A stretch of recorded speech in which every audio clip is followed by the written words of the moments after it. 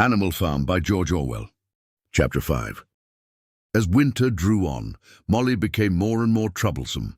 She was late for work every morning and excused herself by saying that she had overslept, and she complained of mysterious pains, although her appetite was excellent. On every kind of pretext, she would run away from work and go to the drinking pool, where she would stand foolishly gazing at her own reflection in the water.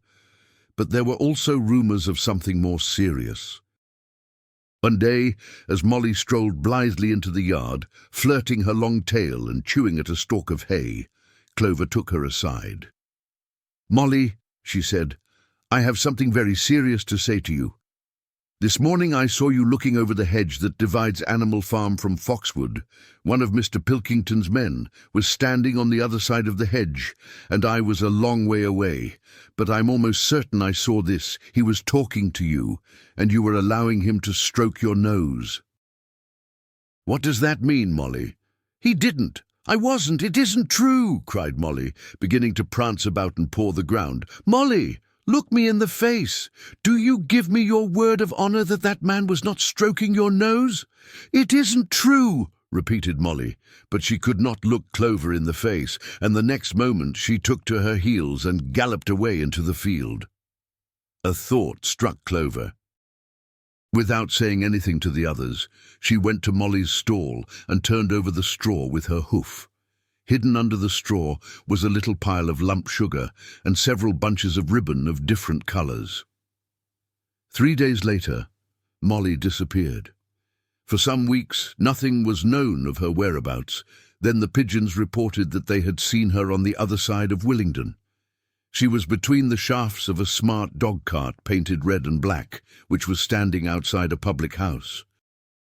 A fat, red-faced man in check breeches and gaiters, who looked like a publican, was stroking her nose and feeding her with sugar. Her coat was newly clipped, and she wore a scarlet ribbon round her forelock. She appeared to be enjoying herself, so the pigeons said. None of the animals ever mentioned Molly again.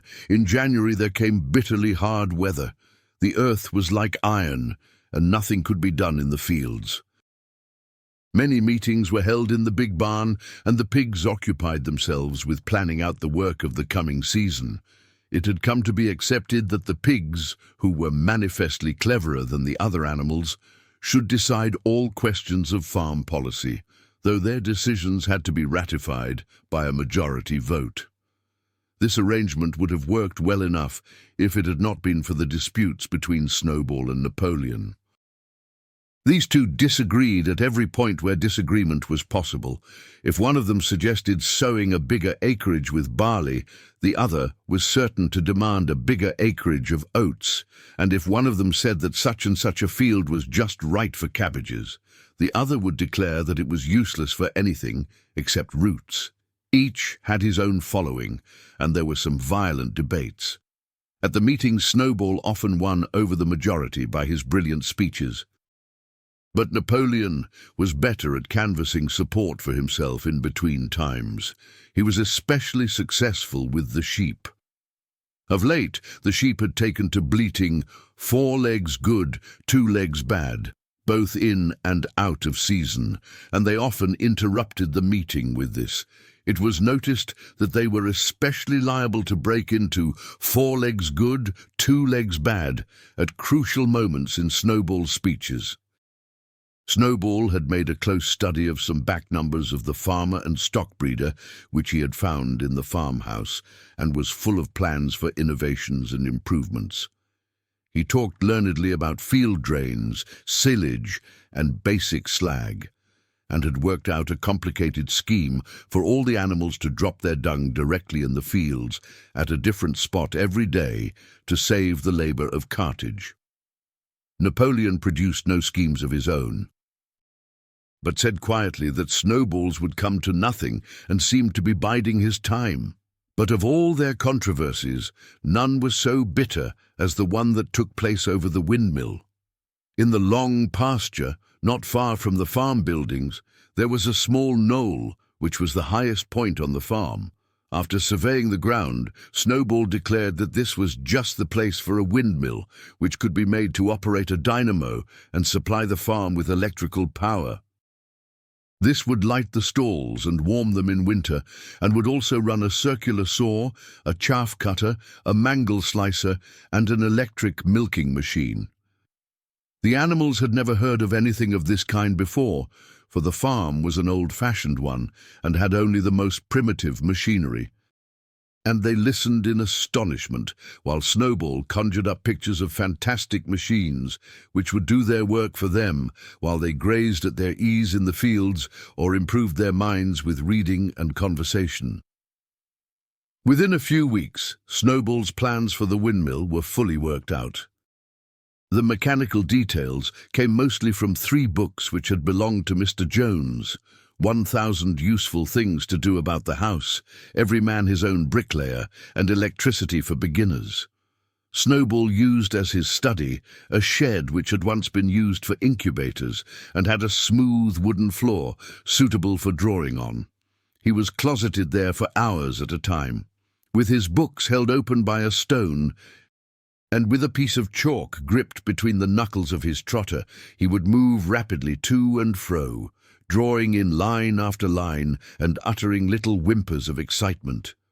Gradually, the plans grew into a complicated mass of cranks and cogwheels, covering more than half the floor, which the other animals found completely unintelligible but very impressive.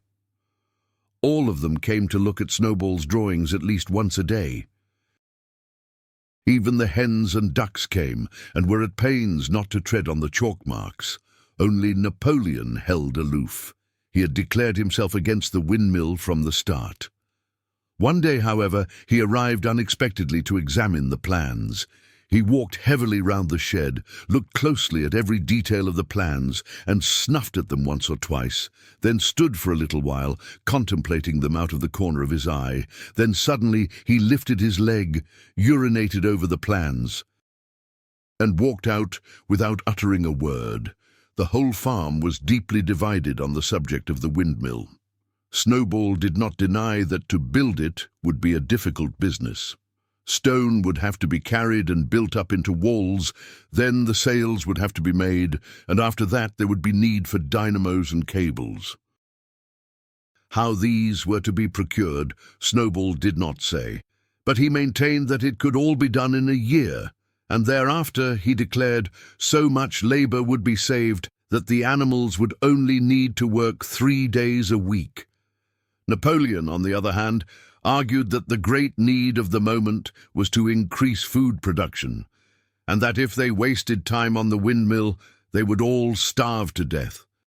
The animals formed themselves into 2 factions under the slogan, "Vote for Snowball and the 3-day week," and "Vote for Napoleon and the full manger." Benjamin was the only animal who did not side with either faction. He refused to believe either that food would become more plentiful or that the windmill would save work. Windmill or no windmill, he said, life would go on as it had always gone on, that is, badly. Apart from the disputes over the windmill, there was the question of the defense of the farm. It was fully realized that though the human beings had been defeated in the Battle of the Cowshed, they might make another and more determined attempt to recapture the farm and reinstate Mr. Jones. They had all the more reason for doing so, because the news of their defeat had spread across the countryside and made the animals on the neighboring farms more restive than ever. As usual, Snowball and Napoleon were in disagreement. According to Napoleon, what the animals must do was to procure firearms and train themselves in the use of them. According to Snowball, they must send out more and more pigeons and stir up rebellion among the animals on the other farms. The one argued that if they could not defend themselves, they were bound to be conquered. The other argued that if rebellions happened everywhere, they would have no need to defend themselves. The animals listened first to Napoleon, then to Snowball, and could not make up their minds which was right. Indeed, they always found themselves in agreement with the one who was speaking at the moment. At last the day came when Snowball's plans were completed. At the meeting on the following Sunday, the question of whether or not to begin work on the windmill was to be put to the vote. When the animals had assembled in the big barn, Snowball stood up and, though occasionally interrupted by bleating from the sheep, set forth his reasons for advocating the building of the windmill. Then Napoleon stood up to reply. He said very quietly that the windmill was nonsense and that he advised nobody to vote for it, and promptly sat down again. He had spoken for barely 30 seconds and seemed almost indifferent as to the effect he produced. At this, Snowball sprang to his feet and, shouting down the sheep, who had begun bleating again, broke into a passionate appeal in favor of the windmill. Until now, the animals had been about equally divided in their sympathies, but in a moment Snowball's eloquence had carried them away. In glowing sentences, he painted a picture of Animal Farm, as it might be when sordid labor was lifted from the animals' backs.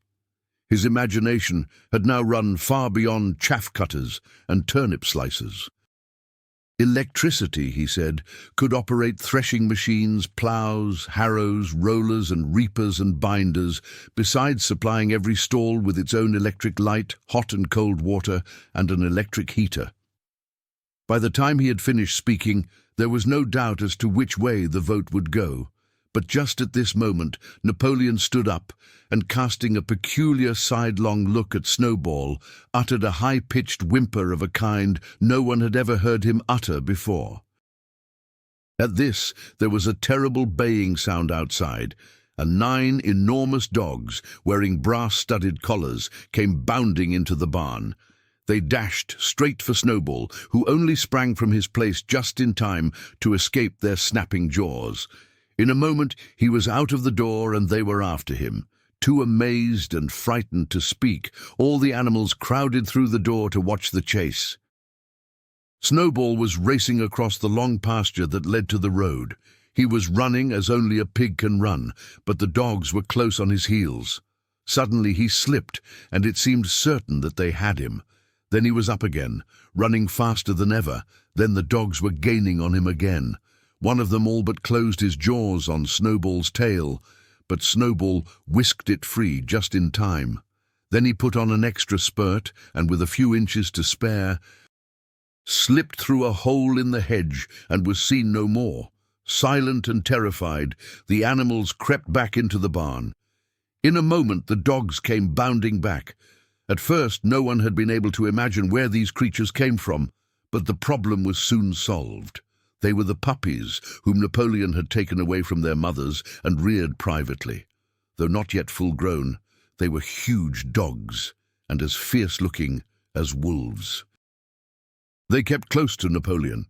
It was noticed that they wagged their tails to him in the same way as the other dogs had been used to do to Mr. Jones. Napoleon, with the dogs following him, now mounted onto the raised portion of the floor where Major had previously stood to deliver his speech. He announced that from now on the Sunday morning meetings would come to an end. They were unnecessary, he said, and wasted time. In future, all questions relating to the working of the farm would be settled by a special committee of pigs presided over by himself. These would meet in private and afterwards communicate their decisions to the others.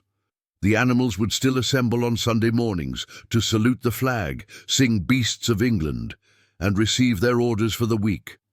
But there would be no more debates. In spite of the shock that Snowball's expulsion had given them, the animals were dismayed by this announcement. Several of them would have protested if they could have found the right arguments. Even Boxer was vaguely troubled. He set his ears back, shook his forelock several times, and tried hard to marshal his thoughts, but in the end he could not think of anything to say. Some of the pigs themselves, however, were more articulate. 4 young porkers in the front row uttered shrill squeals of disapproval, and all 4 of them sprang to their feet and began speaking at once. But suddenly the dogs sitting round Napoleon let out deep, menacing growls, and the pigs fell silent and sat down again.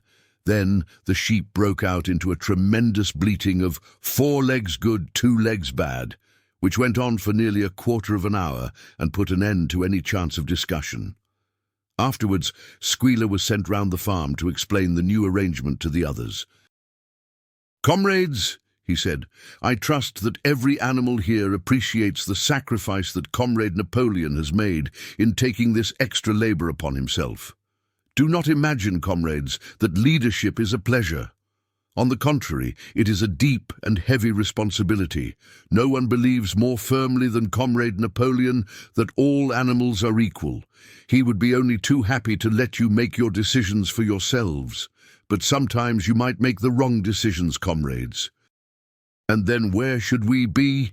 Suppose you had decided to follow Snowball, with his moonshine of windmills, Snowball, who, as we now know, was no better than a criminal. "He fought bravely at the Battle of the Cowshed," said somebody. "Bravery is not enough," said Squealer. "Loyalty and obedience are more important.